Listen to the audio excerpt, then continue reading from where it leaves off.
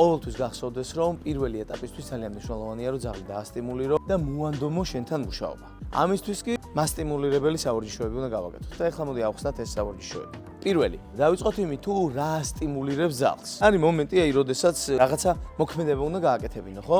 ტყუილად ხო არ მისცემ და უშოთ იმ სასუსტავებს რა. მთელი იდეა ის არის, რომ შენი სასუსტავიანი ხელის ისეთი ნდობა უნდა კონდეს, რომ სადაც არ უნდა წაიღო და რა მოძრაობაც არ უნდა გააკეთებინო, მოყვებოდეს იდეალურ დონეზე. მაგრამ ძაღლმა უნდა იცოდეს, რომ შენ არას არ მოატყუებ. ზოგმა იცის ხოლმე, სასუსტავიანი ხელს მისცემს და ფუ მოითმინე. ანუ არ გჭირდება ეგ, არაფერში არ გჭირდება ძაღლი მით უმეტეს, როდესაც ჯერ სწავლის პროცესშია პირიქით.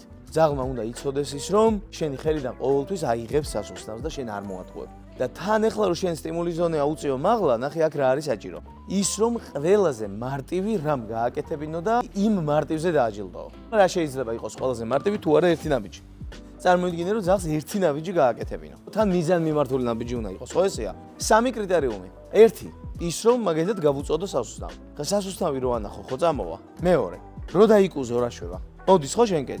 ოკეი. და ეხლა მაგალითად მის წინაშე რომ ესე დავდგე პირობითად, უკან რო წავიდე, ნახე, ეგრევე ინტერესის საგანი გავხდი. ესეც მესამე. შენ წარმოიდგინე რომ მე ავდგე პირობითად, დავიხარო, სასუსტავი გავუწოდო და უკან წავიდე. შეიკრა სამი ისეთი ნიუანსი, რომელიც უეჭველი აიყოლებს ძაღლს, ხო? და წავიდა ეგრევე დაჯილდოებები.